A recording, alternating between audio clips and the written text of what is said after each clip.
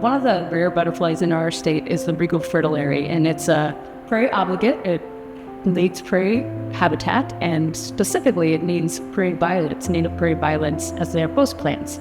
Prairie is highly endangered habitat type, and we don't have as much of it as we used to. We had less than 2% of our native prairie in the state. We're working with state land managers as well as some private land managers to help us figure out how many of these prairie violets we can put back on the landscape while they're doing restoration efforts. So it's kind of a value add. We know a lot of prairie restoration efforts are going on throughout the state and throughout the Midwest in general.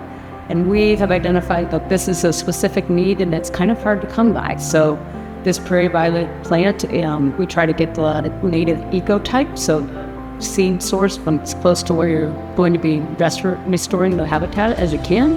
And it's really hard to get them. And they're quite expensive. So some of the work that we can do is we've kind of found that niche where we can say this butterfly needs this species. You're already doing some of the restoration work. Can we add some of these seeds to your mix?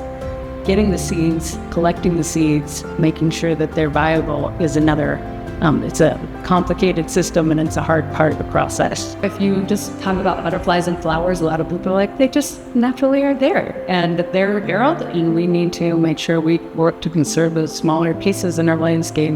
So you need your botanists, you need your ecologists, you need your land managers, you need your private landowners who are willing to work around the margins to say, yes, we can use some of my grasslands to help save these species as well. So it's a huge collaboration, and it does require investment in time and expertise. We actually work a lot in partnership with some of our farm bill biologists that works with the U.S. Department of Agriculture and NRCS.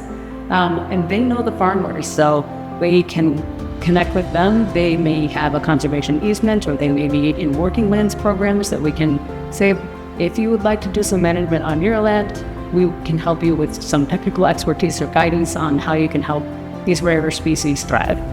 And I used to feel like the non-game program work was value add, like the sprinkles on top of existing efforts that were always going on in the landscape for wildlife protection. And now I've really come to know that they're actually foundational. These small, little complex relationships that happen on the landscape with our insects, with our soil types, with our larger species, with our aquatic species that are all part of this really complex web, those need to stay intact, and that's part of our jobs.